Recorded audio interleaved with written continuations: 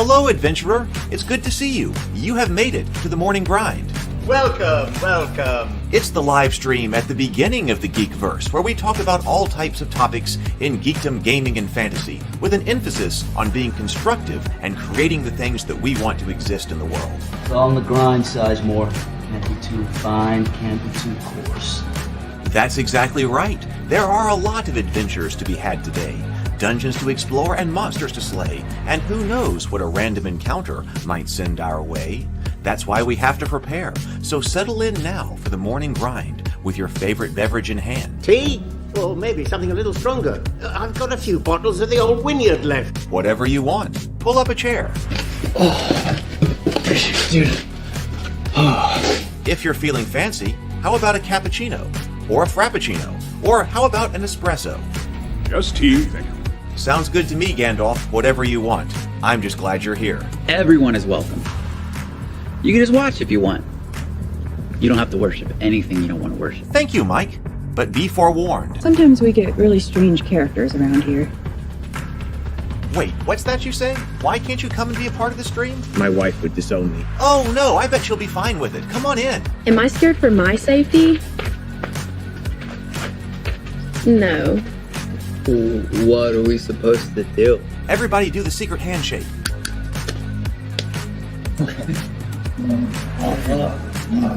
Secret cultist handshake. Oh, now do wizards who love each other. This, my friend, is a science. I still don't have gifts, but it's fine. It's all on the grind, son. Can't be too fine, can't be too coarse. Dude, this would be a sick place to bring the band. Indeed it would be, Dave. It really would. I'm seeing more people coming in. Welcome, glad to have you here. Oh, look, here's someone new. Is this the cultist meetup? Yes it is. Come to hang out? Please accept me. I have nothing else. Okay, we accept you. Everyone's welcome here. Brought some snacks. Well, that makes things even better. You want some coffee? I don't drink coffee. You sure? It's cultist coffee. What makes it cultist coffee? I'm a cultist and I'm drinking it. Oh. Then I'll have some. What exactly is going on here? I'm seeing more people coming in. Welcome. It's so great to have you. Oh, and look, here comes another stranger. Can we help you? Yes, fellow cultists. I could really use some food. Oh yeah? Welcome. We have donuts. Oh, it's me. I'm glad I'm here. I'm sure you have a few questions for me, though. What's your name? Who do you work for? What god do you worship? Great questions, Rob. I'm Steve King, and I worship Nyarlathotep. No, not really. I'm just Heath, and I won't be worshiping anything this morning. But I will be your host. Welcome to the office. We're going to have a great time. I've got my coffee ready, because now it's time for the morning grind. If you could become a fish, that would be amazing. Then I could command you with my mental fish powers. Good morning, everyone. It is a great day here in the office. It is a wonderful morning. I feel like I've got new wind in my sails following the conclusion of the Goodnight Sword Kickstarter campaign last night. I appreciate everybody who was hanging out with me last night for the wind down as we went through that final hour of the campaign together. Especially, I appreciate anyone who was in on the campaign. I really do. That was very special because finally, I feel like I've got forward momentum. I feel like I was without forward momentum for a long time, but now finally, the first book or first product in general of one of the worlds that I'm developing is now out. And well, it's the campaign is closed. Kickstarter's doing its thing, and then we're going to have those books out very shortly. And so I've got a lot of wind in my sails. I was up this morning. I was working on the Tales of Ravivania World Primer. I was editing that, still going through especially that very first preface to make sure that it is right. And I kept making changes to get it a little bit better. But I've been going through and doing some editing because there's so much writing to do. Now I'm like, all right, that one's done. Now what's next? And it's all writing. It's all writing. So, but we're going to be continuing with RPG design today because I want to carry that discussion's momentum forward. I think we've had a lot of momentum over the past few days. And yesterday, I thought the look at Amber was great. Sable Phoenix described it in the Ravenkeep Discord server as Theater of the Mind LARP. I'm going to put a link to the Discord server right there so everybody has it. A Theater of the Mind LARP.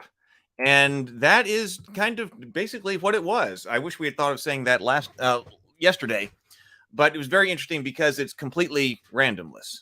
There's diceless, but there's no other kind of random generator. And it was doing a lot of things that I think were right. You know, the problems that it wanted to address, and the way it was wanting to do things, I thought that it had it made some points. Now, in my case, I think that I'm not trying to eliminate randomness. But it was good to look at that extreme. Let's look at an extreme where you take out all of the randomness and what happens. And so that was great in that context, in the context of our RPG design discussion, so that we can move forward. Like, what happens if you take a completely not random system and then you add a little bit of random to it, rather than trying to go the other way, which is how we most of the time do it. Take an extremely random system and then try to remove randomness. So what if you just started at the beginning and said, well, what if there was no randomness, and then just added the amount that you want later? Hey, Micah, good morning. Good morning, Micah and James Bacon. Tomocrat is here. Good morning. Oh, Tomocrat says, definitely need a breathe and sip moment. Very tired. Oh, let's do that. I got water right here. I was trying to look for Mountain Dew. Oh, see, I almost ran out and was like, oh, I have no Mountain Dew. Maybe I need something like an energy drink or something this morning myself, but I didn't feel like leaving the house this morning. So I am here with water, but that's okay. I need water too. So I'm here with ice water this morning. So let's breathe and sip. 2 deep breaths, 2 deep inhales, complete exhales, and then take a sip of your favorite beverage this morning. This is the mental health part of the show. It'll make you feel better. It really will. Do it together. Here we go.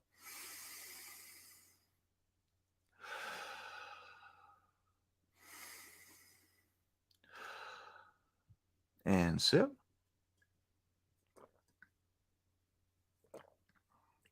There we go.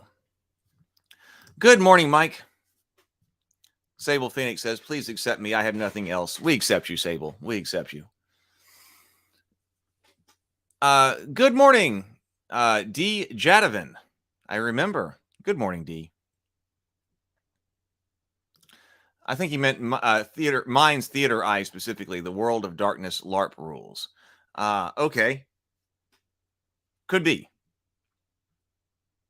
But also, I like my interpretation too, because when I saw that, I thought, okay, theater of the mind. We talk about theater of the mind with role playing, and that's like theater of the mind LARP.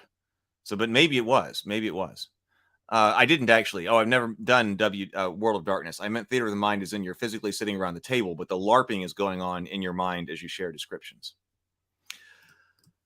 Let's see what's going on. So this has been a crazy week because not only do we have the Kickstarter campaign, but we've had multiple table talks and then a wind down. We've had multiple evening streams. So tonight I have got we're doing dinner and a board game again, and I do not even have the link ready for that. But tonight I've got to get the link ready. So I guess after this, I try to do that earlier so people already can have it and see it, perhaps see it on YouTube and hit the notification button or something like that. Good morning, Andrew. So tonight will be dinner and a board game, and I'm starting the Elf Quest pack. So I'm kind of saying that, well, the Frozen Horror Hero Quest, that one was kind of a failure. Maybe we'll return to it later, but we got to have higher level heroes. So I'm going to start over with the Elf Quest pack, the Mage in the Mirror tonight, and I'll just be running the Elf.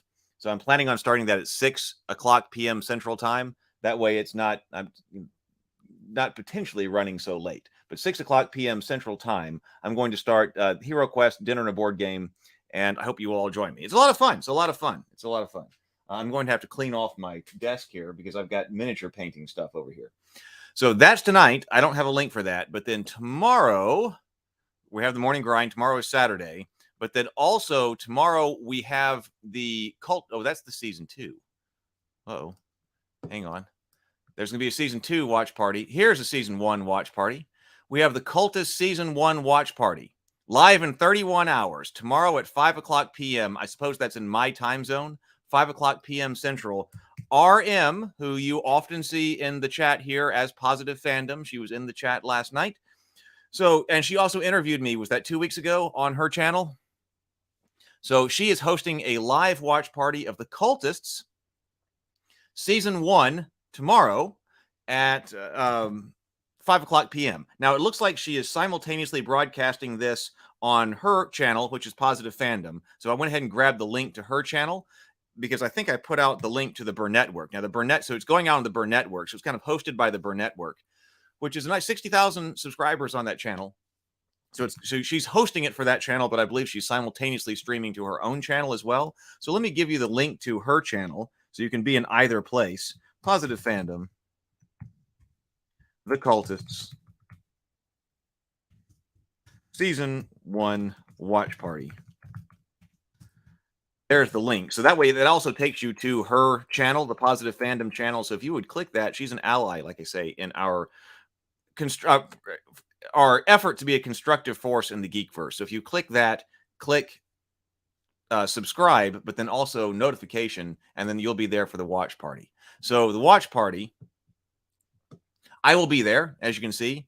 I will be there. If you don't know, The Cultists is my web show about modern day Cthulhu cultists just trying to worship, or Lovecraftian cultists just trying to worship Cthulhu in a world full of people who don't understand. It was shot in a mockumentary style. So if you like The Office, the cinematographer was highly inspired by Parks and Rec. So it's a show like that. The entire first season is just 1 hour long.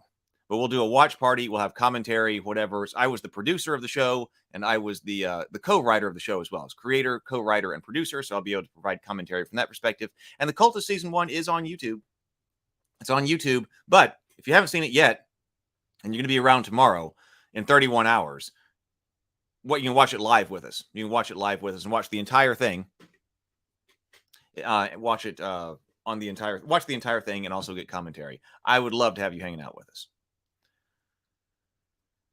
It says what time again on June 3rd? 5 p.m. I'm guessing that's 5 p.m. I'm looking at that 5 p.m. on my YouTube right here. So that's my browser window. It says June 3rd at 5 p.m. So I'm set in Central Time. So my guess then is that is Central Time. It must be showing that to me in Central Time. So that's my guess. That would be 6. She's in Eastern. So that would be 6. I guess that kind of makes sense. It would be like at 6 o'clock her time tomorrow, but 5 o'clock Central Time.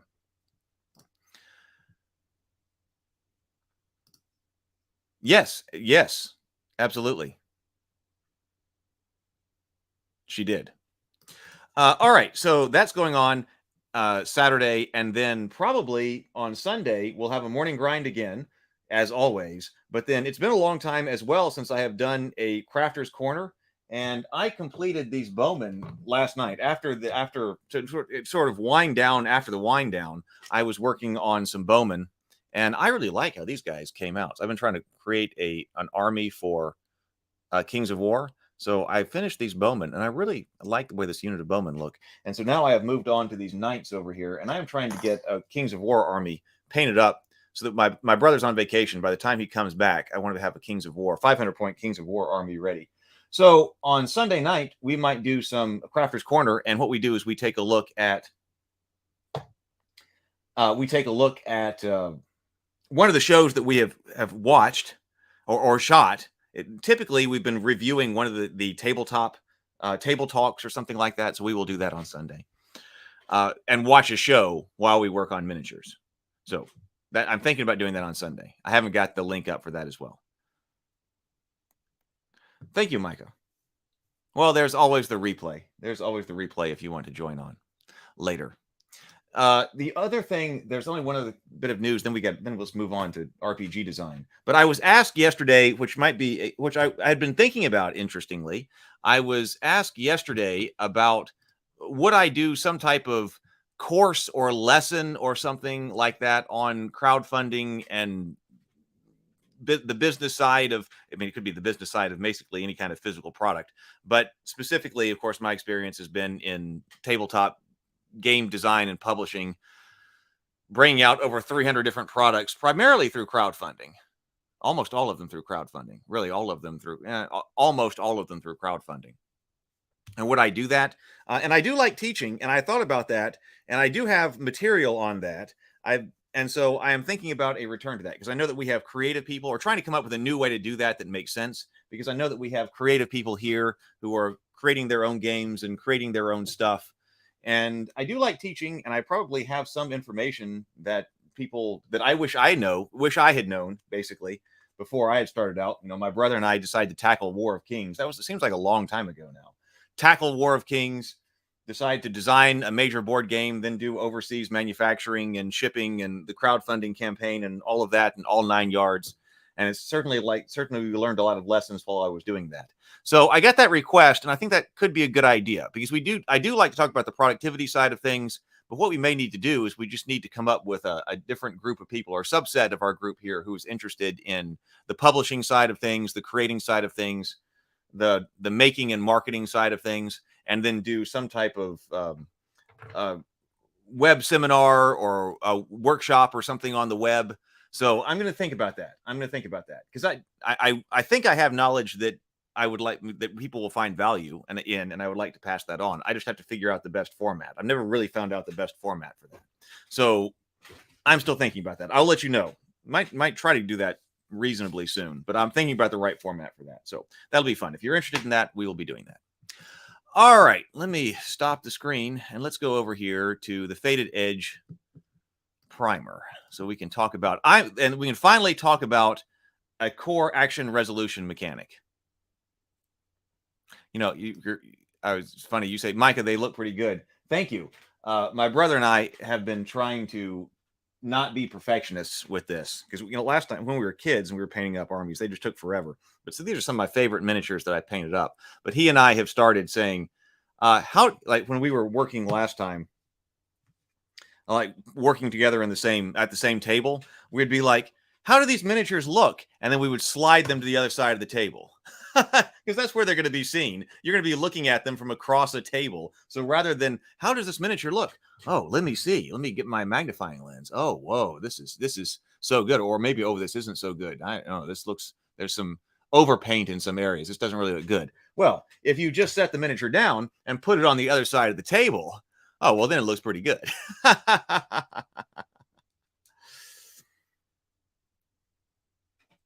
So,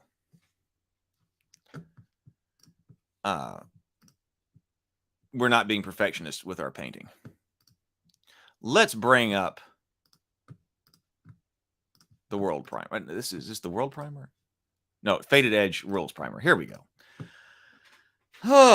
All right. And we're going to be finally getting into what I was trying to do with the core action mechanic and how I think we should be resolving things, or how we should be resolving things for this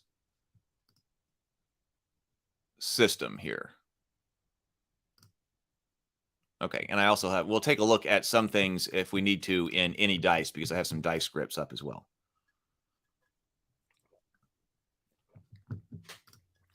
Okay.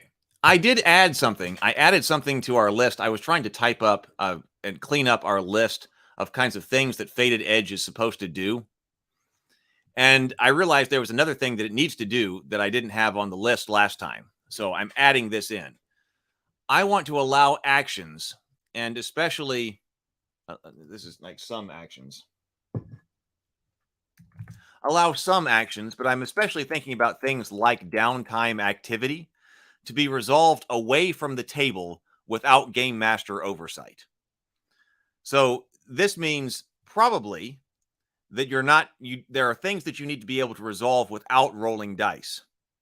Things that you can resolve without rolling dice, and also that don't require other game master adjudication. So you don't have to roll dice in Amber, but you still require a lot of game master adjudication. So the game master has to be there. So this is more of a gamist thing, but this is important to me because there should be things that you can do that's just basically processing resources of some kind that do not require rolls. And that way you can do that without having to roll a die, so nobody has to believe you. Now, some groups are fine with dice being rolled away from the table. You just roll your dice, and, well, if you're trying to cheat us, well, that's on you. Right? Other gaming groups will play that, no, if dice are being rolled, they have to be rolled at the table with the group, at least in front of the game master.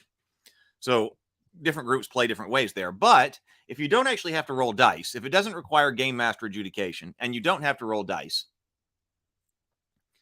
if it doesn't require game master adjudication and you don't have to roll dice, then you might as well just be able to do that away from the table, because that's just processing something. So I have a problem with downtime activity because I feel like it takes too much table time. When we've been playing that, I think downtime activity is fine, but okay, you get back together, and we were playing that if it's been a month since we played, then there was a month of downtime. We concluded a game, and everybody went back to all the characters went back to home base. As a month before we get together, a month went by. The first thing we would have to do sitting down at the table is adjudicate downtime activity. What is going on? What did your character do? There were a lot of rolls to be made. This was in D&D. So what was it? I forget. The one with the beholder on it. That book that starts to adjudicate or give methods for adjudicating downtime activity. There might be the other one, Xanathar's Guide to Everything or something, right? Xanathar's Guide to Everything. And I felt like that took a long time at the table to do relatively little. I mean, everybody had to go around. So the game master had to kind of address everybody individually and say, now, what are you doing? So everybody had to look all this stuff up on the table. What's the kind of things that they could be doing? What do they choose to do? Roll some dice for, I think, rather little effect. What do you think about that? I think that there was sometimes some type of bonus or something that you could do. Now, maybe you're brewing potions or something like that. But for the amount of time that it took up at the table, I'm big on, by the time you sit down at the table, let's get right into it. So the downtime activity is not the game, I think.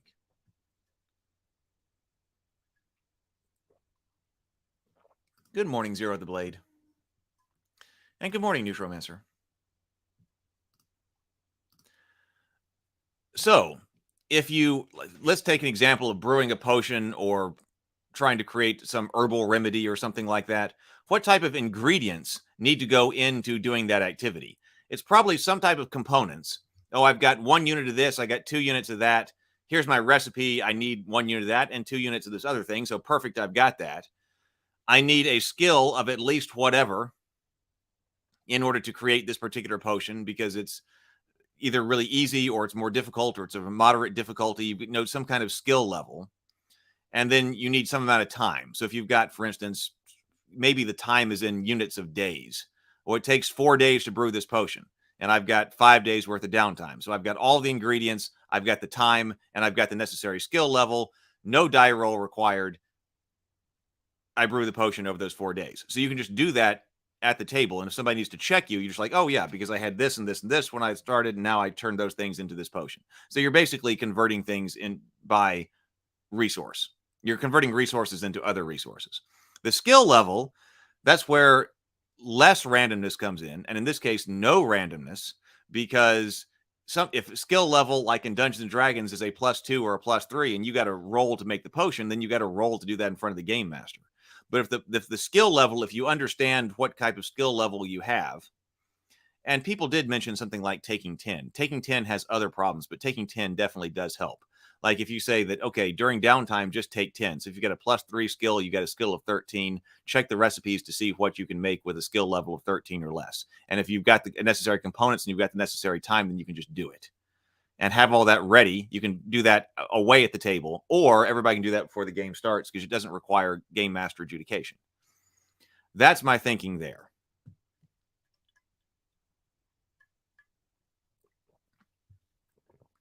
James says, I am 100% in favor of this. We in Vampire used to keep digital notebooks to describe extra sessional activities, and the individual players would have individual sessions with the GM when needed.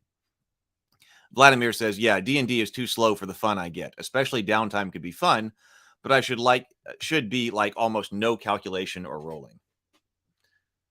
All of this information was readily accessible to all players, James says. But then Vladimir continues, I would just say that what I wanted to accomplish, like buy ingredients and how much days it takes, and the DM and just GM checks, and okay, done. Yeah. And then let's get back to the adventure. Okay, so let's go over here. So we had done understanding a character sheet, and this is by no means finished, but we were going through what needs to be on a character sheet. I've had some additional thoughts about the idea of resistances and ability scores. We talked about that, and I think I may have come up by talking it out with all of you guys. Basically, I think I may have come up with a way to get this done and to unify these. So it may just be that, well, it may just be that they're all kind of unified. Abilities, you've got abilities which can do things, but then you also have additional set of resistances beneath those, but that all abilities can potentially be resistances. All abilities can be resistances, but all resistances are not abilities. So like down below abilities, you have some things that you can't actually use to take action in the world, but can still be used to, or it can be used to try to prevent the world from taking action against you. And so if there are like if there are 4 ability scores and then 3 additional resistances, I think that's fine. Because I was trying to prevent any type of really weirdness or stuff that is not quite intuitive, like the situation with Constitution in basic Dungeons and Dragons. You never really use your Constitution to do anything. You always use it to resist.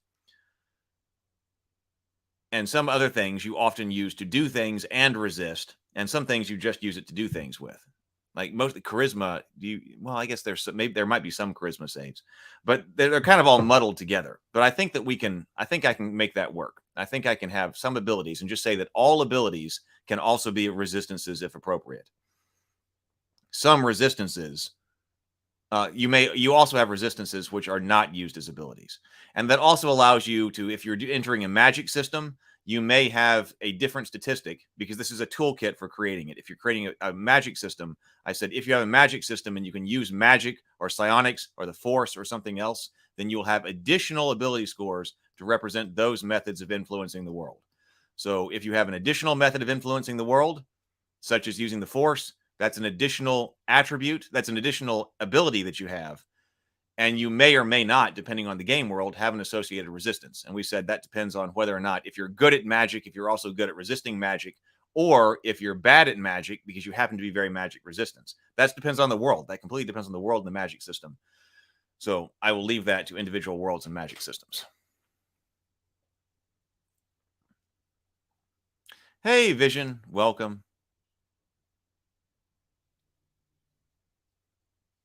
You could do that too, Neutromancer says. Nowadays, I guess you could have a Discord with the downtime, announce your role, and use the bot. Yeah, the bot could manage your role for you. That's true. You could do that.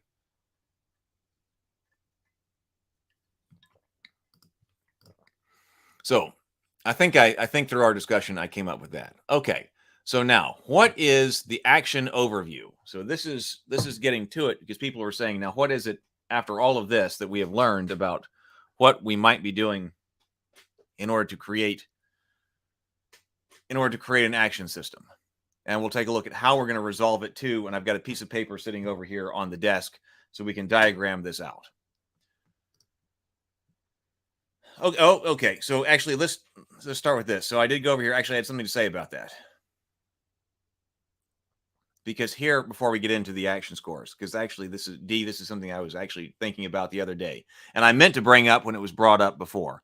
So here's the problem with this. D says, I think stats should start for 0 for an average human.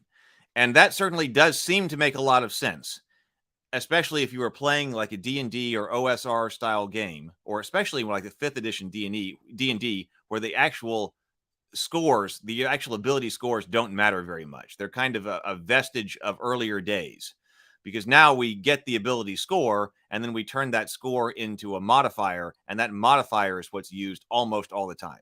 I think I did see someplace, I believe it was on Reddit, where somebody did compile a list of places where the actual ability scores are used in 5th edition D&D. And it's actually in more places than I thought, but it's a completely ad hoc list of stuff. Like I would never have thought of those. Like maybe you can think of 1 or 2, but if you think of where it is exactly are these attribute scores used, I'm like, well, I'm not really sure. It's always the ability modifiers. I'm having trouble coming up with a place where the score is used off the top of my head. Well, apparently, if you go through the rule books, there are some places, but it's a very ad hoc list. It's not a unified action mechanic. It's a very ad hoc list of things where that applies. Most of the time with the action mechanic, you're rolling and you're adding a modifier. So it does seem to follow from that that, hey, let's just strike the score. Let's only have the modifier for every stat.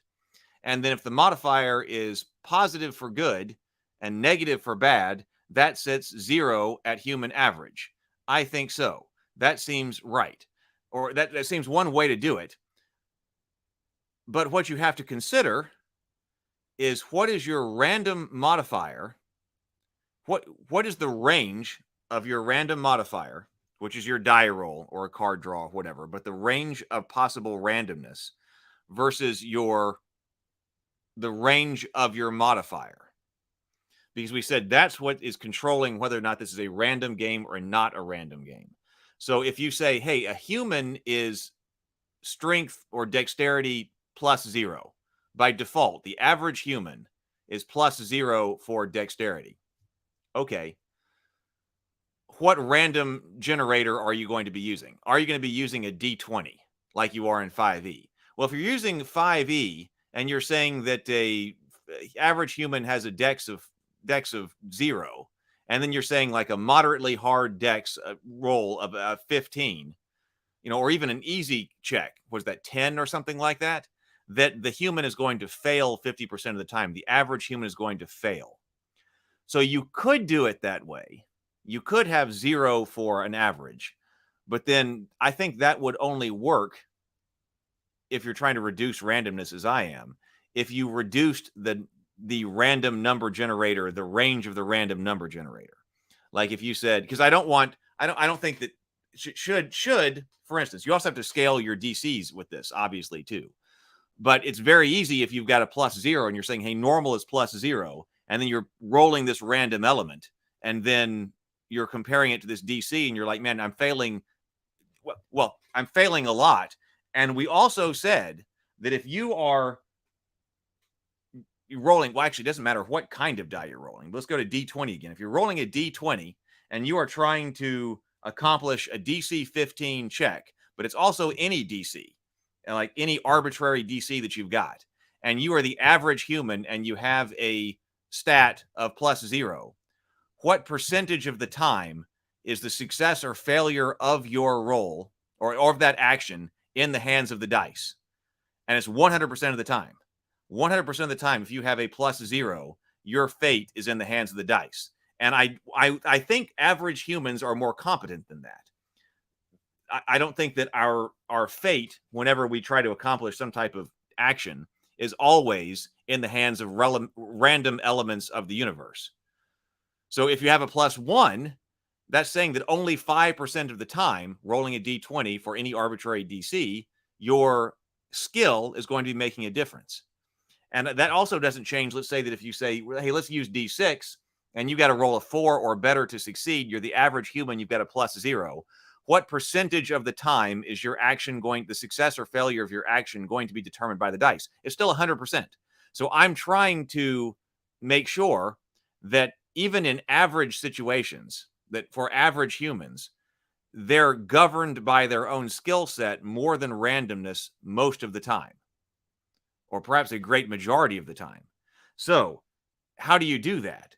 Well, for what I'm doing is I'm saying that you're going to start, first of all, you need higher level modifiers. You need higher modifiers and less range in your randomness. So I'm starting with higher modifiers by saying something like the average human is a 5. So that's a chunk right there. So I'm not going to be rolling a D20, but if you're rolling a D20 and getting a +5, the average human gets +5. At least in that case, the average human would be controlling their own destiny 25% of the time. And then the dice would be determined the other 75% of the time. So that's even moving it in that direction. But we're going to move it even further in that direction by not using a D20 and another dice mechanic, a custom dice mechanic. So thank you for bringing that up. I meant to say that last time, and I was thinking about that. D says, for combat on round start, roll 3d6 as stat mod.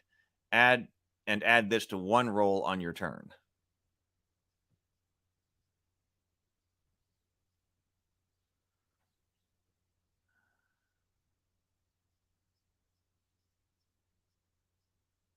Daniel says, after the Candela Obscura stuff, I've been looking at changing proficiency bonus into a dice pool instead to reduce randomness. Good morning, PH. Okay. Now, action overview. Now we start here. Oh, I'm going to need some more water this morning. Okay, so I was trying to come up with a one-page. Now, this one page is an 8.5 by 11 page. I have this set up for 6 by 9 at the moment. But I was trying to come up with a one-page explanation of action overview. And I wanted to put that action overview right after the overview of the character sheet. So it's not character creation, but an overview of the character sheet. And then after you get an overview of the character sheet and understand what's on it, then the next thing in here is going to be action overview and how you, like in a general sense, how you take an action in the game. And then from there, you can get more detailed into what an action is. But here is the overview. The basic game mechanic in Faded Edge is the action resolution system. A correctly specified action must include the outcome the character is trying to bring about and how the character will attempt to bring it about. All right? So, a correctly specified action must include the outcome a character is trying to bring about and how the character will attempt to bring it about. So, I'm trying to concretize what it means to take an action in the game. And the reason I'm doing this is because I'm trying to avoid somebody saying, can I roll Arcana? Or the game master saying, give me an insight check. Because I want to know what it is that we're trying to adjudicate, either with or without a dice roll. So we're trying to determine what action are you trying to bring about. So what outcome? An action means I'm trying to bring about some outcome. That's some kind of change in the world that you're doing. And then also how you're trying to do it. I want to kill the orc by hitting him with my sword. I want to kill the orc by throwing the hand grenade at him. All right, those would be actions. I want to get to the other side of the pit by taking a running jump. So we're adjudicating whether or not that outcome comes about. And we've got to have to think more. We've got to do some more thinking on partial successes, because I've been thinking about that a lot too after our discussion on those. But we're trying to adjudicate whether or not, at the moment, we're trying to adjudicate whether or not an action, whether or not a specific outcome has been brought about. And we're trying to determine how that character is trying to bring about that outcome. Because how the character is trying to bring about the outcome will determine something about if a die roll is required, what they need to roll, or whether or not it could be successful in any way. You know, I try to break down, or I try to open the adamantine door with a hammer, you know, a normal blacksmith's hammer. Okay, not working because adamantine is strong enough that it resists that. Oh, if you got, now I want to break it down using Thor's magic hammer of the gods or something like that. Okay, now different story. So I'm concretizing that so we know. So you're not just trying to make a roll for a roll's sake, or hey, let me make a roll and then let's just see what happens, or make a roll and then ask the game master to make something up. We're specifically saying we want an outcome and then how we're going to make it happen.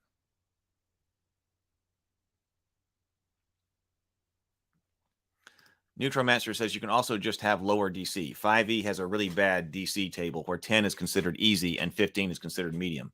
I've seen a few articles explaining this is absurd and 15 is quite hard. You can do that. But even if you have a plus, yes, you can do that. But even if you have a +0 and you say, hey, let's do it, let's make easy DC 5 instead of DC 10, and you have a +0, by lowering the DC, you have increased the percentage that you are going to, percentage chance that you're going to succeed from roughly 50% to 75%. You've increased the amount that you're going to succeed, but you haven't actually reduced randomness in the game. Because if you have +0, it doesn't matter if the DC is 15, 10, or 5. If you've got a +0 modifier, then 100% of the time in all of those cases, the dice are determining whether or not you're successful or not. You're manipulating what percentage of the time you're going to be successful, but you're not making it less random. Because the dice always decide. Yeah, D&D designers have the idea that having a 50% or less chance of success is normal for someone competent.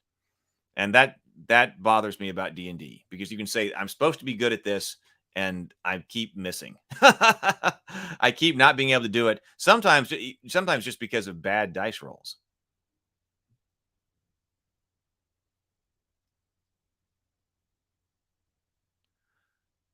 GURPS do the character sheet overview. I might be wrong, but I believe there are some arrows explaining the sessions and indicating the chapters in which they are developed. I think so.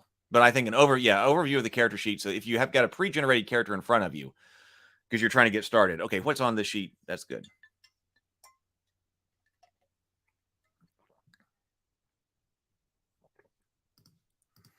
So this is determining what an action is.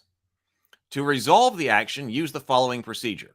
The game master, GM, determines if the action is possible, automatic, if the action is impossible, automatic, or only possibly successful. If it's only possibly successful, the player must make a check to determine the success or failure of the action. When a check is necessary, the GM determines one ability. So strength, dexterity, intelligence, or presence was the ones that we were using. And that may change a little bit, or their names may change. Like dexterity could become agility or whatever. But we were coming up with 4 different ways that we could potentially influence the world. And when a check is necessary, the GM determines one ability, strength, dexterity, intelligence, or presence, which governs the check. So that's what I was talking about when I was saying that I want every action that can be adjudicated, or that can be attempted at the table. Every action needs to be able to flow through the ability scores. Everything that you can possibly do at the table needs to be able to be adjudicated with one of these 4 scores or 5 scores or whatever it is. But some small number of scores that is sitting there, it must be one of those. And the GM determines which one of those governs the check. If a character has a skill that is applicable to the action being undertaken, add the skill's proficiency bonus to the ability score. So remember, our average is going to be something like 5. A maximum of 1 skill may be used per check. So you only get 1 skill per check. And originally, I was thinking about, can I come up with a system where every action is governed by an ability and a skill? So you would always be unifying a ability with a skill. But I quickly realized I did not want to do that, because then I'm saying that every action in the table, I have to be sure that both the ability scores and the list of skills cover everything that can possibly be done in the game world. I can do that pretty simply here with abilities. Choose one of these that govern it. But a list of skills, that starts to get, I don't want to get crazy with the number of skills. I don't want there to be a GURPS long list of skills that you've got to look through. But if there's not that, you would have to really be sure that, like, say there were going to be 12 to 24 skills in the game world. You would have to be sure that every single action in the game world is associated with one of those skills. And that may or may not be possible. So what if why bother? Why not just say, okay, it's governed by the ability, but then say, if you have an applicable skill, then add that skill's proficiency bonus to the ability score. And you get 1 of these per check. The character's ability score plus a skill bonus, when applicable, is the character's base competence at completing the action. And most of the time, though, if you're in your profession, when your particular character class, like your profession for this, I'm not doing classes, but whatever you are, if you're a ranger or a barbarian, that being a ranger or barbarian is going to give you certain skills. You're going to be proficient in certain skills. We're going to have a range of proficiency scores. 4 or 5. Mark Tassin was talking about that. Do we really need an infinite number of ability of skill ranks? We probably don't. So it seems like a lot of people are hitting on that. Maybe we just have 3 to 5 different levels of competence in any particular skill. So we will have that. So if the skill is applicable, add it in, which is kind of how we were talking about 5th edition Dungeons and Dragons is supposed to play. Skills are not associated with any particular ability. So if you So you can mix and match. This is a strength check. This is a dexterity check. This is an intelligence check. This is a whatever check. What am I doing with it? Well, hey, isn't this skill relevant? Okay, if it is, it can apply to any of those. Add it in. No problem. That plays a bit more like 5th edition is supposed to play, although most people do not play it like that. And I do not want to have a list of all of the skills on a character sheet. The character sheet's got to be small anyway, fit on half a page. So if you have, I don't know how many skills you're going to have, but if you have 3 or 4 skills, then you just have a list of those 3 or 4 skills that you're proficient in. And it's the player's job to come up with, hey, ask the game master, hey, would whatever apply in this case? If it would, okay, then add it in. The game master may come up with, well, you know, in certain situations. Now, if you do have this, then add it in. But for the most part, it's the player's responsibility to check to be sure that they, or check to see if they have a skill that is relevant to the action being undertaken. Let's see what's going on over here in the comments. Oh, lots of stuff going on over here.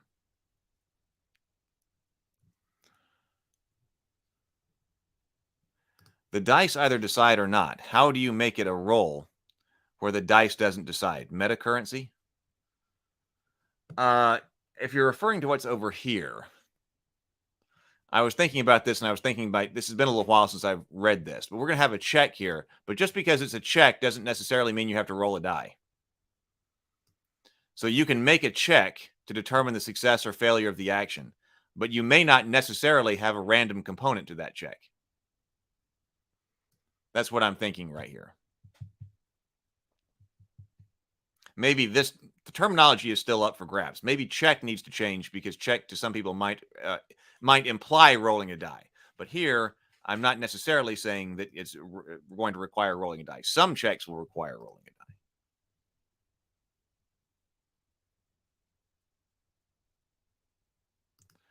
Proficiency bonus from leveling. I think it's a much. That, you're talking about like what Pathfinder does. I think I think I like it. I haven't gotten to play that way. I think I like it if you're talking about like the Pathfinder system where you add in a level to your proficiency score. I'm not doing levels over here. I'm not a huge fan of levels. I think they work for certain kinds of games for sure, and can be very intuitive in many different game designs, but I'm not doing that. But I think that the proficiency bonus with leveling is also it could potentially be very important, and I think I would probably like that inside Pathfinder.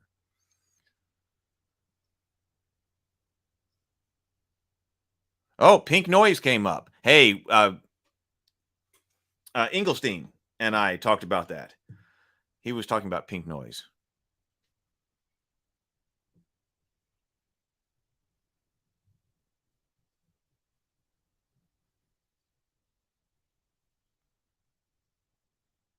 Seventh Sea coming up again. I don't know anything about that one. We haven't looked at that one yet.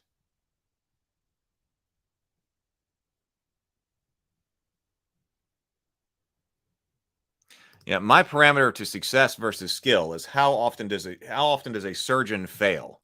If that rate was something close to 50%, he wouldn't have a very long career. And also, well, sometimes just random things come up way too often. Like, oh, I got some kind of random failure. And okay, even if it's something that's potentially playable, when you're looking at this in the game world, like in GURPS, how often does a spell fail and you summon a demon? Well, actually, that's kind of frequent. There'd be a lot of demons running around. You might not do spell casting. Zero the Blade says, I know when I was working on my tabletop RPG game, the Pathfinder mechanics worked better than D&D ever would. Exactly. Kind of like how Pathfinder trained skills. Yes, untrained, trained, expert, master, and legendary. So, right, that's exactly what I'm going with. Or something very similar to that. Okay, there's untrained. But then, see, I think I must have it over here. That's my world primer. In a different document. Skills. So I was saying that, okay, familiar. So proficiency levels is most things are trained. Okay, so most things are trained. Let me copy this distance, this right over here. That way you can see it. So I was thinking right here. Well, when we're talking about skills, I'll just paste it at the moment. So I don't think this needs to go here, but so just so you can see, I'm thinking about this: familiar, trained, expert, mastery, and grand mastery. So trained gives you a +5 bonus. So there's something less than being trained, which is familiar. So I guess untrained would be +0. But but sometimes if you're untrained, I don't actually like untrained being +0 in this case, because sometimes if you're untrained in a skill, you're not going to be able to do something, right?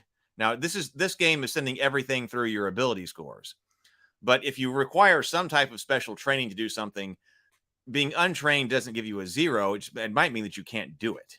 So it depends on what being untrained means in a game and how competent and allowed characters are to do things that they might not necessarily have specific training in. So I would expect that most characters are going to have trained in skills. So when you were adjudicating your particular profession, yes, when your particular profession and your profession is listing skills that you are proficient in, I would expect that for starting level characters, basically it's giving you a list of 3, 4, maybe 5, but 3 or 5 skills that you are trained in. And then your background we said was like possibly a hobby, or could be a background strictly defined, or it could be hobby or secondary interest the character has, or maybe something like trying to be multi-class or something like that. So your background might give you a couple of other skills that you are familiar with. You're familiar with it to get a +2. You're trained +5. Expert +10. Mastery +15. Grand mastery +10. So you can see my proficiency bonuses are rather large. And over here, we're saying the average human is 5. So the average human, this gives me something about how my difficulty level should go. So if the average human is 5, and most average humans would be trained in at least one skill, probably whatever they make a living at. So you're +5 for your skill, you're +5 for being trained. That means you're operating at the level of 10 for whatever it is that you do that you probably do for a living. So I need to make sure that I don't want easy things to be difficulty 12 or something like that, or 15. That tells me that under most circumstances, a trained person with average abilities can still do something that's hard. Now, given some amount of time, now time can come up into that too, but that gives me that, hey, I don't need the surgeon. A trained surgeon, a trained average surgeon should not be killing their patient 50% of the time, right? So that gives me a benchmark for what my DC should be. I'm basing that off of ability score and proficiency level, not based on a bonus in the roll of some major random number.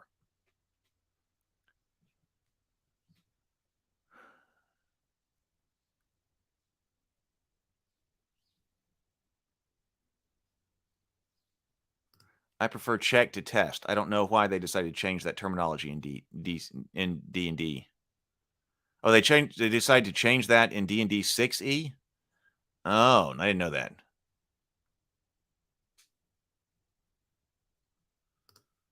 Do you mean has the possibility of success but not guaranteed, rather than possible success? Let's see. We will determine if the action is impossible, automatic, or only has the possibility of success. Yeah. So I need to change that. Or only has the possibility of success. Is that better? I was trying to be real economical with words here because I was trying to fit this explanation on one page. Or only has the possibility of success, but no guarantee. And I might change this up anyway, but I think for the moment, this is where we're going. Because I don't want to roll. I think I put in here because I want to say we're not rolling, and I may do that in the expanded action. This is the quick reference. action overview, read this after you've been over your character sheet. If you look at your character sheet and you know it's on your character sheet, and then you read this action overview, you should basically know how to play. Now, there'll be more details along, and how to actually create a character will be later. But if you're holding a pre-generated character sheet and you go through the what's on my character sheet and what does this mean, and then you read the action overview, you should basically be able to play. That's the goal. So some of these may have to be elaborated on, but you would basically know how to play by reading those two things. So if you are an average human being with grand mastery, that means that you're already sitting with a base competence of 25. You got 25 in the bag. You're sitting with a base competence of 25. If you are godlike in one of your stats, and you are a grand master, if you're godlike and you're a grand master, so like Hephaestus at his forge, or a god. So Hephaestus would be god. So god would be 25. He's a grand master in his craft. So he's already sitting there with a 45. So Hephaestus can do crafting stuff at a level of 45 in the bag, whereas an average trained human blacksmith would be operating at a level of 10. Now we have an idea about what the skill level actually is. What kinds of things can you do with a 10 if you're at your blacksmith's forge? What can you do at your anvil or your weapons forge, your armory, and you're at your anvil? A trained average human blacksmith should be able to do everything they need to do with a 10.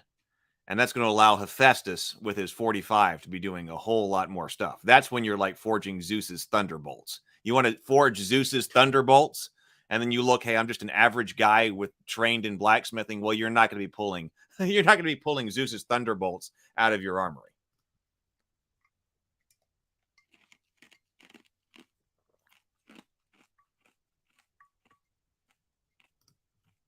Neutromaster says, sorry, I was talking about why having a lower DC doesn't reduce randomness because the dice decides. I don't get what reducing randomness means then in the case of a roll, even if the chance to fail is 100%.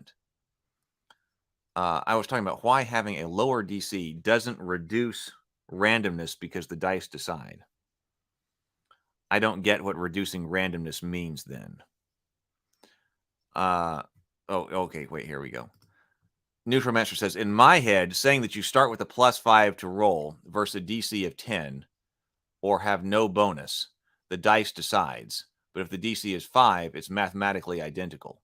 So are we talking about the feeling of mattering? So in my head, you're saying you start with a +5. So I assume we're rolling a D20. We're assuming we're rolling a D20 here, right? So if you've got a +5 to your roll in DC of 10 or have no bonus, the dice decides. No, what I'm saying is that how often, if you've got a DC of 10, or actually 11, right? 11 would be 50%. So if you got a DC of 11 and if you got a DC of 11 and you've got a +0, you will fail 50% of the time. You'll succeed 50% of the time and you will fail 50% of the time. Now that's a coin flip in whether or not you succeed or fail. But what's the determining factor in whether you decide or what's the determining factor in whether or not you succeed or fail? It's that roll of that die. But now if you add, say now I've got a +5 for the roll, but I'm still trying to hit an 11. How often will my skill be determining that I succeeded or failed, overriding the dice? Well, only 25% of the time. Because if I roll a 6, 7, 8, 9, or 10, the dice would have said that I fail. But the statistics of my character will say, no, I actually succeed. My skill mattered in that case. So my skill matters 25% of the time. But I will still succeed 75% of the time. Because 50% of the time, the dice will just say, hey, you succeed. You didn't even need your skill. You just succeed. And then 25% of the time, the dice will say, it doesn't matter what your skill is, you still fail. So 75% of the time, the dice are determining it, saying it doesn't matter what my skill is. The dice are just saying succeed or fail. 25% of the time, the character's skill is overriding the dice.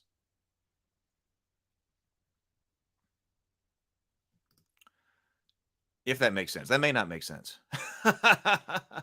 That when I was doing the breakdown of all the dice on the channel, which was just under a year ago, that's what I was looking at. I was looking at how often using different systems, whether that was the D20s are easy because they're on 5% chunks, but we looked at a bunch of, we looked at bell curve distributions too, because I thought that if you move to a bell curve distribution, then the same kinds of modifiers, the same size modifiers like you have in Dungeons and Dragons, will matter more, because that's what it said in Unearthed Arcana. So I was like, oh, if it says that in Unearthed Arcana, it must be right.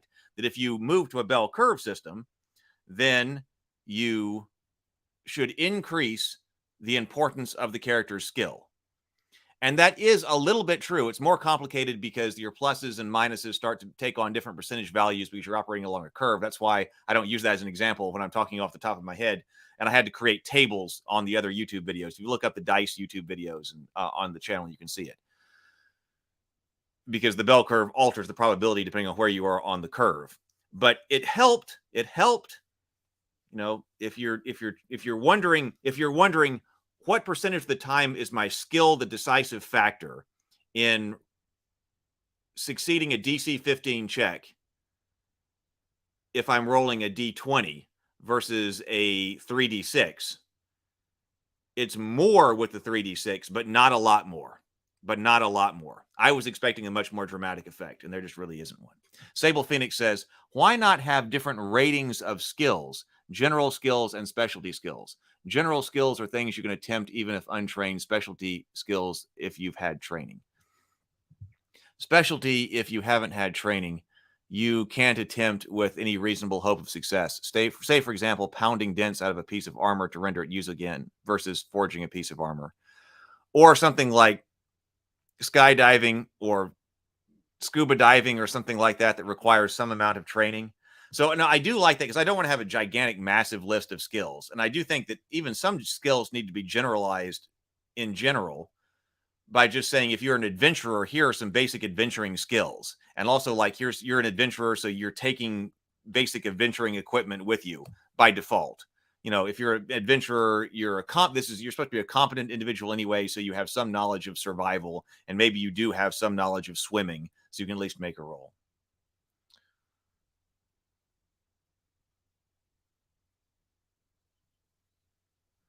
Well, Van Davis says, but when you play a game, do you want to start as an amazing surgeon or work your way up to it? I think that's dependent on everybody's game. Everybody's game is going to be different. Some of them you want to start as not an amazing, or try to start as an apprentice surgeon or a student, and you're learning. That's fine. Other times, hey, we're going to sit down and we're going to play a game. Let's all start with high-level professionals.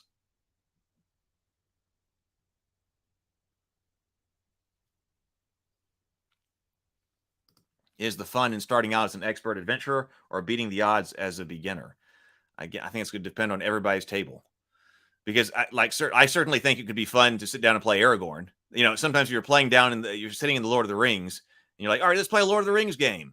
All right, man, I want to be Aragorn. I want to be somebody like Aragorn. I want to be somebody like Éomer. I want to be somebody like Boromir. And then some people will say, all right, so let's create characters that are like that, and let's go on an adventure. Others will be like, well, okay, but they're like 20th level characters, and you got to start at level 1. So you're like Boromir when he's just trying to figure out how to handle a sword. Different things will be different fun for different ones. Twincast says, what matters are the proportions between basic target number, statistics derived modifiers, situational modifiers, and the randomizer, usually the number on a die. Barney says take 10 in D&D handles that. Okay, let's talk about take 10 then, because that's also come up quite a bit.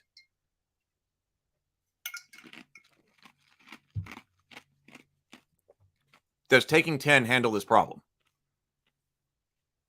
It certainly handles some problems.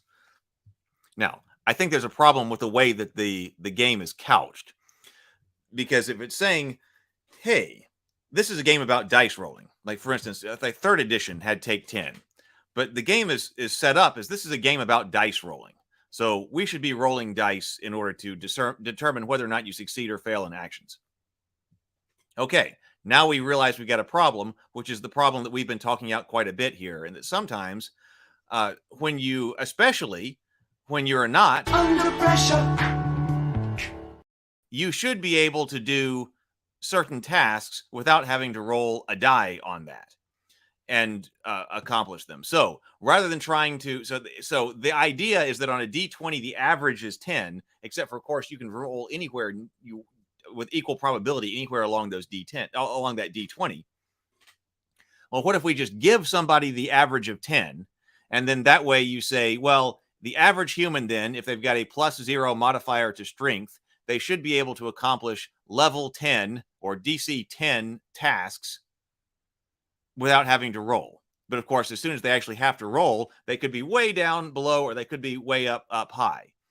So instead, taking 10, and that tells you something about where you are. But it doesn't satisfy those people who are like, now, wait a minute, but I could have done much better, especially if you can achieve a critical success. Now, whether or not you include critical success on skill rolls and things like that are possible. But if you've got plenty of time, my thinking is if you've got plenty of time, which is what taking 10 is supposed to be, I've got plenty of time to sit here and work on this. Shouldn't I be able to perform at basically my maximum skill? And I know what my maximum skill is. It would be my skill level plus a 20, because I could roll a 20 on that die and then add my skill level to it. So if I take plenty of time, I should be able to perform at my maximum level, which is what I'm putting into this game right here. This is saying a take 10 rule says that if you take time, you can perform at your average level. And I think there's a big difference between that. If you take enough time, if you're working under optimal conditions and you take enough time, should you be able to take a 10 or take a 20? Because sometimes we've added in take a 20 as well, right?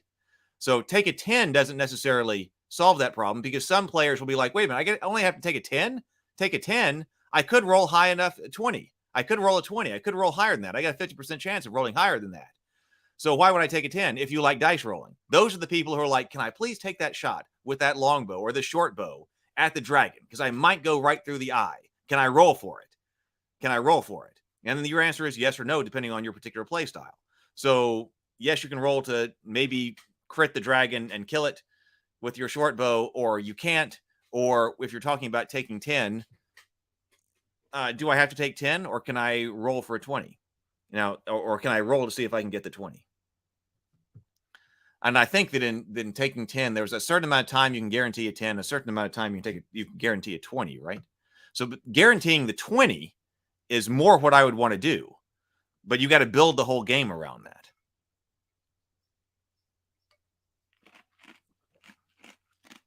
No, that was great. That's been coming up in other YouTube comments. And I don't think we had talked about that specifically live yet.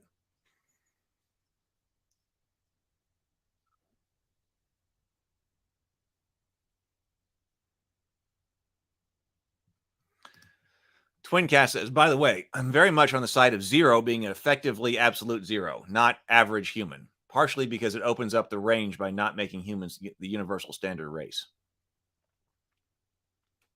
I'm very much on the side of 0 being effectively absolute 0. Yeah.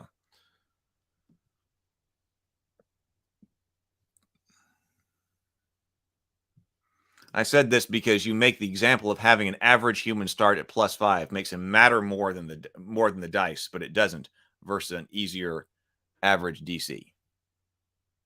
Well, I'm not rolling a D20. I'm also fixing this by not rolling a D20. This is not a D20 system. I think nearly impossible DC 40 is for gifted human grandmaster with no modifiers and equipment. Stat 25 plus skill 20 is no god. DC 45 for immortals, DC 50 for demigod, D60 for deity. Something like that. I've got some DC someplace else that I've written down, but see, something like that starts to get something like what I'm working with. Nearly impossible for who? Is it nearly impossible for a human being, or is it nearly impossible for Hercules? Well, Hercules would have nearly godlike strength, like a strength score of 20. So if you need to move a rock, and it's a DC 20 to move, well, Hercules has got that in the bag. Hercules can go take care of that for you, and a god can go and take that for you. Average human being is not going to be doing it.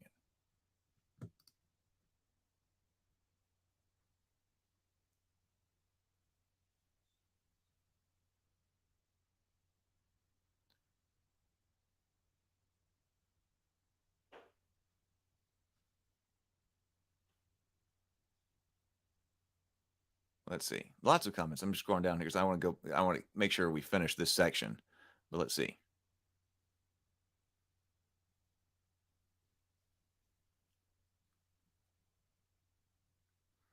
Well, yeah, it depends on what your challenge is, right? Thing is, it seems like when you're playing Aragorn, you're fighting in Nazgul, trolls, and Uruk-hai. So it kind of evens out to first level Frodo fighting goblins. So which one do you want to be?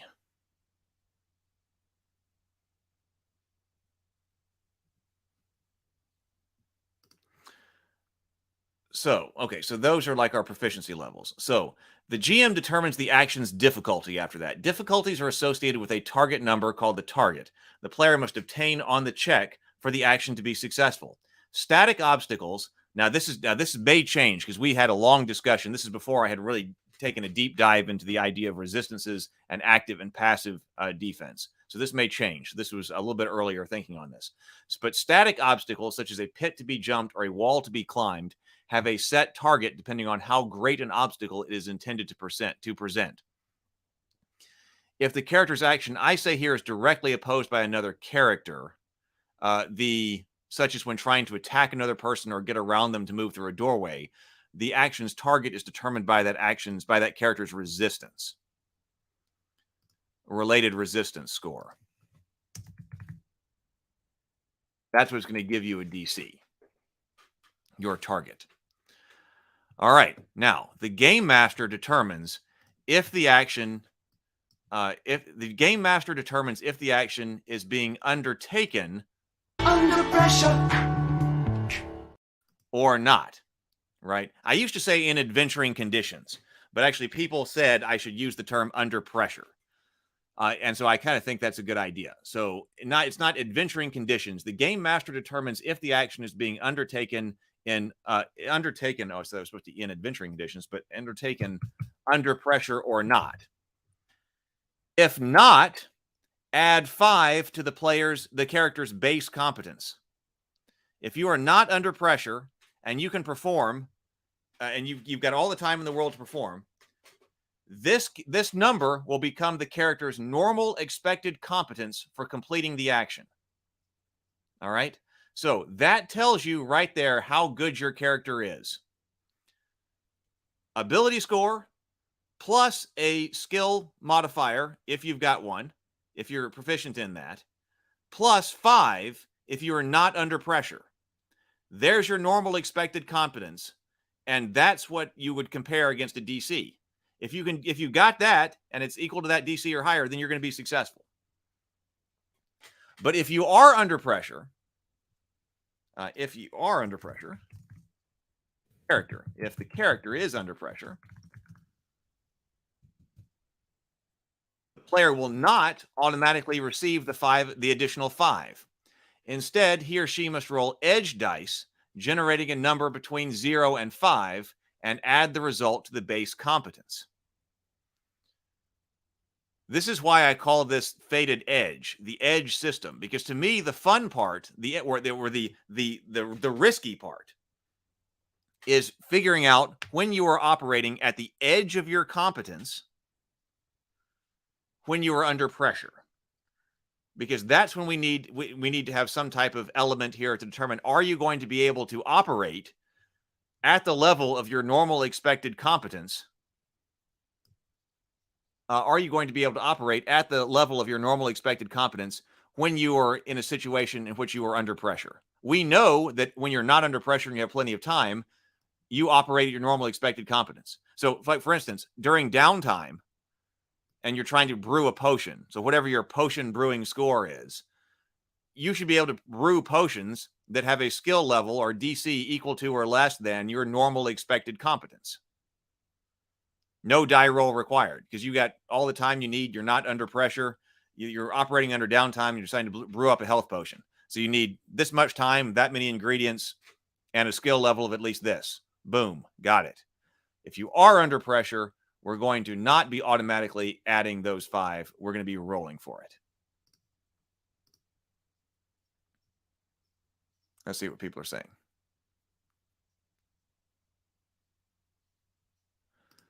Okay, Neutromancer says, make the base competence a 6, and now you can just use a regular D6. Yes. Yeah, Fated Edge. That's why it's called Fated Edge. And the Fated comes from the inspiration of I was originally trying to fix Fate, because I kept playing Fate with people and it was not doing what we wanted it to do. And so this is now drawing from a lot of other places as well, because we've gone through a lot of other role-playing games. But now we have Fated Edge.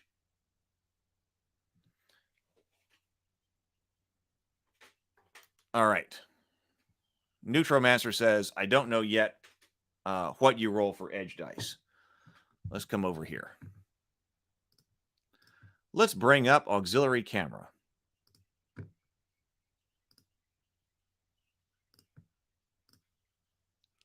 Here we go. And my camera is over here, and I got paints everywhere. My desk is a mess. Let's move the camera in here to where we are drawing stuff right here. So, okay, so here's what I was thinking with rolling for under pressure, or rolling for the dice. So this is what I was trying to come up with as far as the distribution goes. So we know that we have got to have, in order to reduce randomness, my goal is small random element comparatively. And then large static skill, ability, skill, whatever. So if this right here is our skill level going across this, was this the x-axis right here? So if this is, so I've got this large block that's right here, that's my skill. I was thinking now I need to have some kind of smaller random element that comes out here in this direction, right? And actually, the first thing I thought about was that if you've got this right here, if this right here is your skill level, this is your normal or not skill level, but your normal expected competence in a task. When you're under pressure, you probably can't perform up to that level all the time. So there needs to be some amount that this is reduced by. You're going to cut into your normal expected competence. I think that's what's actually trying to happen here. So this right here is when you're operating at the edge of your ability. You can get up there when you're fine, but you may not be able to do that when you're under pressure. So that implies subtraction. Except for nobody likes subtraction. Because so what could happen is that you could say, here's your normal expected competence, and that's what's written on your character sheet. Now, when you're under pressure, roll edge dice. We'll talk about what those are in just a moment, and then subtract that from your normal expected competence. Except for I don't think anybody really likes subtraction. People talk about addition being easier than subtraction anyway, like for people to do mentally. These are not large numbers, so it's probably reasonably easy both ways. But I don't think that the feel of the game is going to be right. I don't think people will like rolling to see how much they have to take away from their skill. Because that would mean that if you roll a large number, you're actually decreasing. So if you're rolling edge dice to get a 0 to 5, if you roll a 0, that's actually best because you're getting to keep all of your skill points. Your skill level. If you roll a 5, the highest number, that's bad because you're having to subtract 5 from your skill. I don't think people want to do that. So even though that's what's happening here, that's why I came up with base competence and then normal expected competence. So on your character sheet, you'll have base competence. You can add 5 to that whenever you're not under pressure. But on the other hand, you have to roll for this extra 5. Now, what distribution should this come from? So this is, again, when I went, well, now maybe this is where the bell curve needs to come in. So if I've got a bell curve right here, am I expecting this edge right here, or this amount of the whole ability to conform to a normal distribution? And I thought maybe at first yes, but that doesn't really make a lot of sense. Because here, now let's put in this skill bar right here so that it comes right to the middle of this distribution. So I'm saying, well, now here, if I'm under pressure and I'm rolling, something like fate dice, because originally I thought, now wait a minute, did fate dice actually actually hit this, because we've got a very small, kind of comparatively small. It's it's a 9-number distribution according to a bell curve, -4 to +4, right? And I was like, do I need to set? Because that was the first thing I did. Like, do I just use fate dice then? Do fate dice do this? Does it make sense?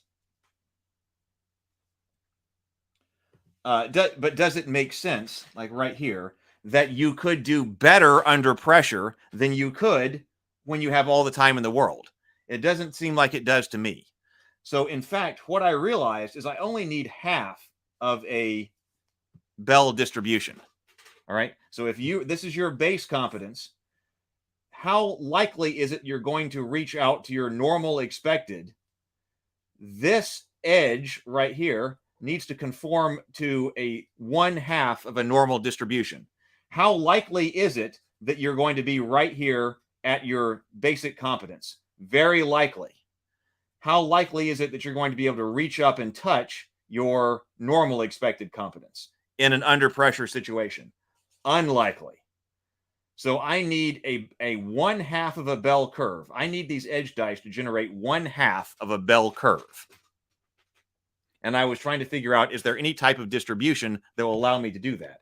And I was thinking, so I do have right now, you saw 0 to 5, but I think Neutromancer pointed out, if I just go 1 to 6, then I can just use a D6 die. Okay. But the problem with that is that the least you can possibly roll in D6 is always a 1. Okay. That means that you are always going to be successful on a task which is equal to your basic competence plus 1. And that seems inelegant to me. Your basic competence, your basic competence is your floor.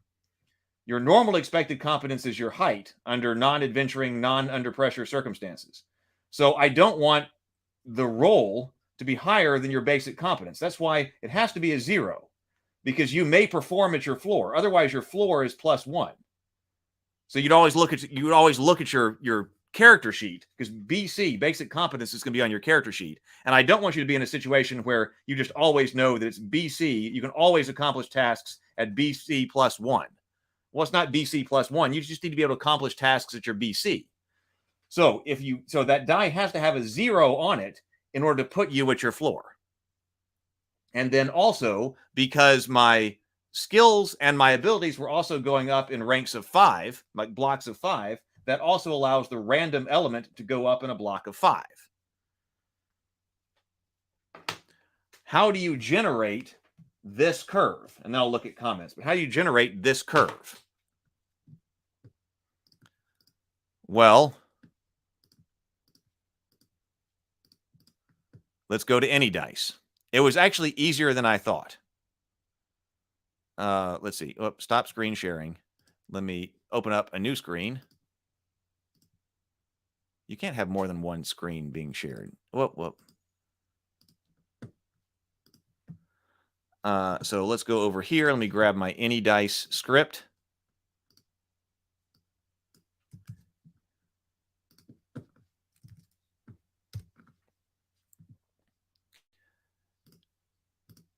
It was actually easier to figure out than I thought.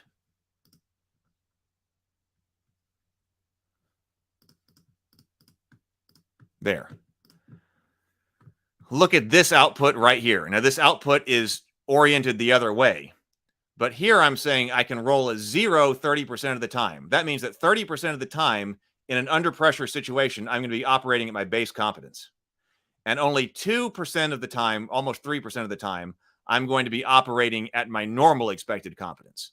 So this also is another reason the faded edge, because see right here. So this is like, it's a step. It's not exactly a bell curve, depending on exactly what you want to say as far as our statistical analysis. We got a step distribution here, but that down there is 1/2 of a bell curve.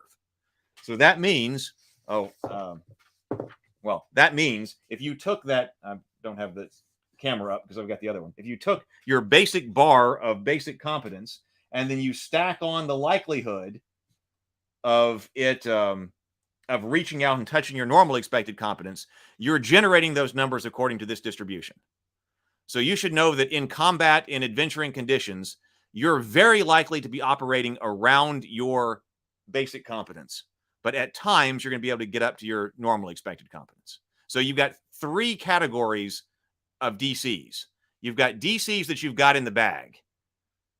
If you've got a skill of, you've got a normal expected basic competence of 15, and it only takes a DC of 12 to jump the pit, you jumped it. You don't have to roll to see if you accidentally screwed it up. You just jumped it. And if you've got pits that have a DC of 17, you know you can't. There's another thing that's going to be coming up, but you can't roll that high. You can't jump that pit. But there's going to be a category of pits where you are going to need to roll for it. Can you reach out and jump over that pit? That's where the danger is. That's where the risk is, and that's where the game should be operating most of the time. When the game is operating with DCs that are under the characters, equal to or under the character's basic competence, that's when the characters get to show off. They're not going to be accidentally fumbling around and screwing up on things that they should be able to do. They've got those things on the bag and can accomplish them. Then they've got other things that they can't accomplish that they can't even roll for. So it's not a game where you can say, let's roll for it. Can I just roll for it? No, you can't. If you want to be able to accomplish that task over there, like forge Odin's lightning bolts in your workshop, your armory, you're going to have to become a better blacksmith. You're not going to be able to accidentally roll an exploding die and get 100, 100, 100, 100 and realize that you've created Odin's lightning bolts, even though you're an average guy. That's beyond your skill. So I'm making those 3 separations, and then I'm intentionally generating the random element using this particular distribution.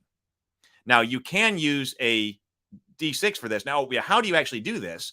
You have to roll 2D. How do you get this distribution? You get this distribution if you roll 2D 0 to 5. So they are 6-sided.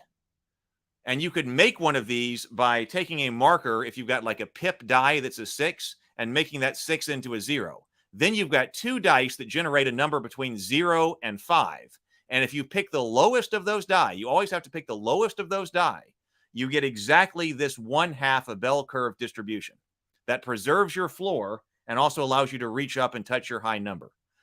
It didn't take long at all. I've never seen this kind of distribution system be used, but I was like, surely there's got to be something. I was afraid it was going to be real complicated, but that's a really simple system to generate 0 to 5 in that order. Now, maybe it doesn't matter.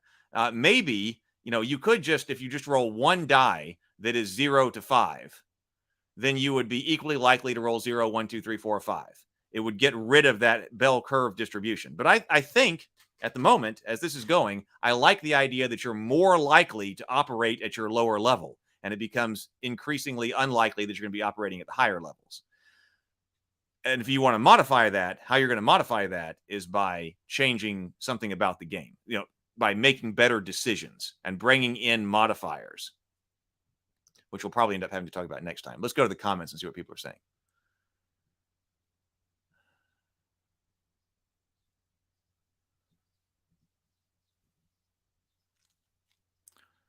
Let's see. Oh, I forgot where I was in the comments. Okay, so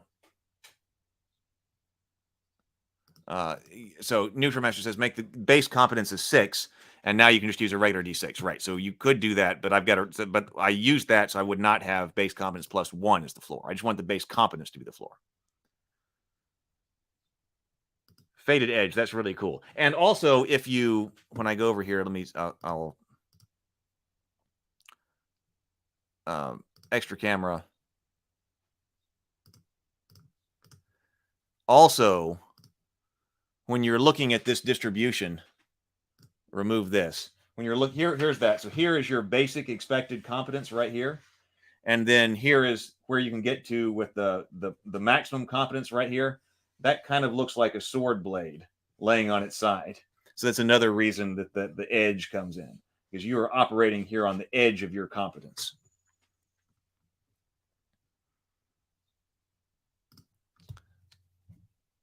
Yes. Combat would be chases, interrogations. Yes.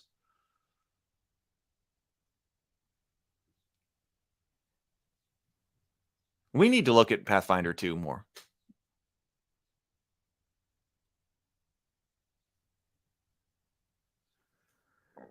Neutromancer says, the other day before the stream ended, I suggested, mostly brainstorm, that you could make pressure a subtraction and the roll of the equivalent die. Make pressure a subtraction and the roll of the equivalent die.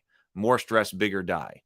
Now, yeah, you could. You could. More stress. So if you put more stress, the more unlikely. I thought about that. I think what you're talking about. The more likely it is that you're going to be going in this direction, right? If this is your normal expected competence, the more pressure you put on somebody, the more likely it would be that we're going in this direction, I think. So you could do that. You could say, we're going to, what level of pressure is the situation? We got a DC of this, and how much pressure are you under? Like, one chunk worth, 2 chunks, or 3 chunks worth.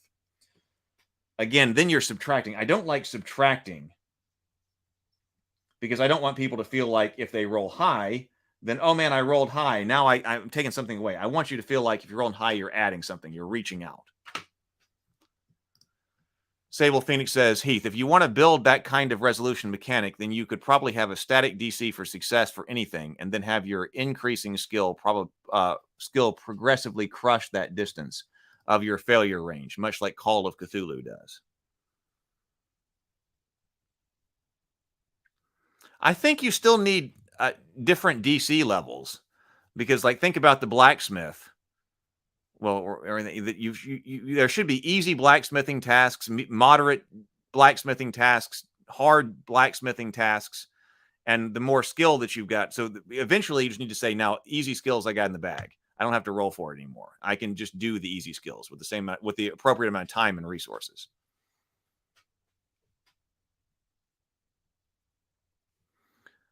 Vladimir says, or maybe under stress, you count the minuses and pluses. Without stress, only the plus. Oh, when you're talking about the fate dice. Fated Edge is absolutely genius. Well, thank you, D. You can use it everywhere. I think something like MTG will be much better with it. Well, thank you. We will see. Well, right. Well, that's what it turned into. My thinking was that, okay, so what we need is, when I was still thinking in terms of bell curves, that I was like, all right, I need a bell curve. So you're right. This doesn't, or this right here, this may not necessarily generate mathematically a bell curve, but stepped distribution I'll take. That was my thinking. My original thinking, is there anything that gives me a bell curve shape? But I think that's close enough to the idea and the percentage, particularly with a relatively simple dice mechanic. Roll 2 dice 0 to 5, take the lowest one, and you get that shape. So we're talking, we could do it. We could do an exact bell curve if we were doing like computers or something like that. But for an actual physical object of rolling that's in a simple way to do that you can actually do at the gaming table, I'll take it. I'll take it.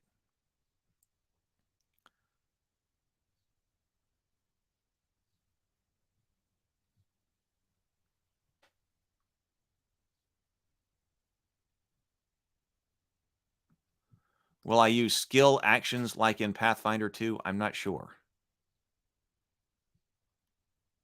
I think at one time I liked the Pathfinder 3 action economy, but actually I think I've got something else in mind.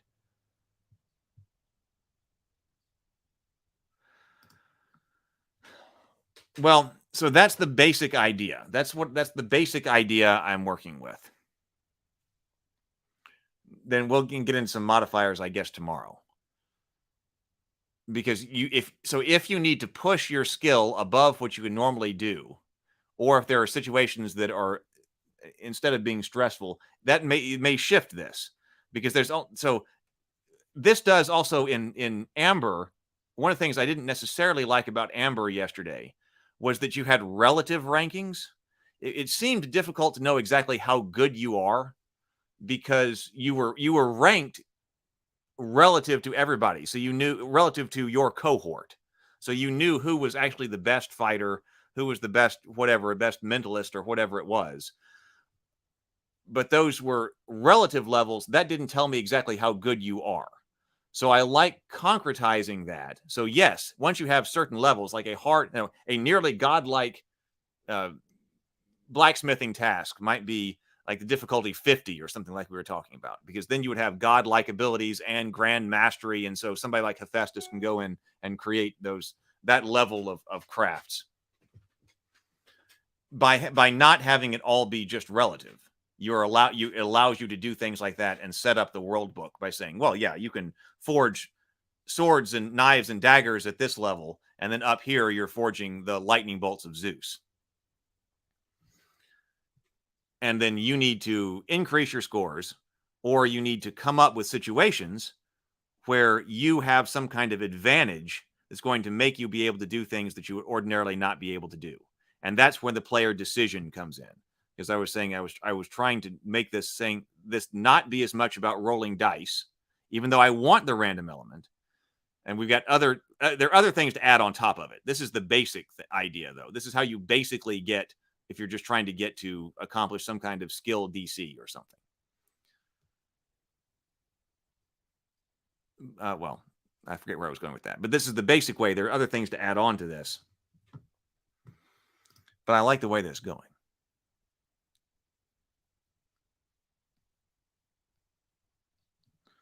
Mike says, I think in no stress level, it could be the higher of 2 dice. But by adding stress, it's the lower. The more difficult the challenge and more dice takes the lowest number. You could do that. Now, of course, if you flip this and you say the highest, that should work, right? Highest. Yeah, it completely reverses it, which is pretty cool. Because, Mike, you're right. You could do that. Because if you say if you're not under pressure, take the highest. And then you're very likely to add a 5. You're very likely to get all the way up to your normal expected competence. And it's unlikely that you're going to be performing down to the lowest level. Yep, you could do that. And in fact, I think I probably would do that, except for the fact that means that you're now introducing dice rolls when you're not under pressure.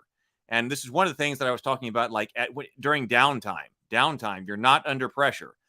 But if you're trying to accomplish something and you are at downtime and you're away from the table and you have to make this roll, like I said, some people won't care, or you could do it on Discord or something like that, or some people won't care. Go ahead and do that at home.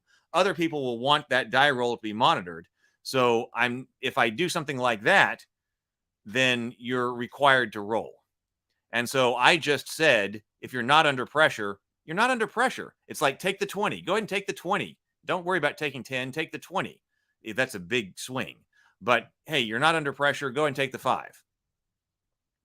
Now, being under pressure might be, you're operating with the only a very complicated potion that is using the only one crystallized dragon tier or something like that. That you might need to make you might be under pressure in that situation. So yes, we need to spell that out. This was I was trying to get the basics of the mechanics there, so you could read that one page on 8.5 by 11 and figure out what you're doing. If you have the character sheet explanation, you have that basically what you're doing.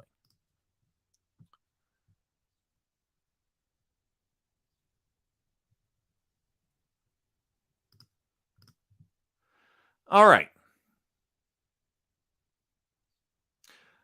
All right. Well, I think that is it. So we'll continue on there. Maybe we should continue on that tomorrow. But this was a great discussion, as always. It always helps me to talk this out. When I was talking out resistance and abilities 2 days ago, I had additional thoughts. So this helps me talk out where I'm in. You guys are providing great feedback, and I love the discussion.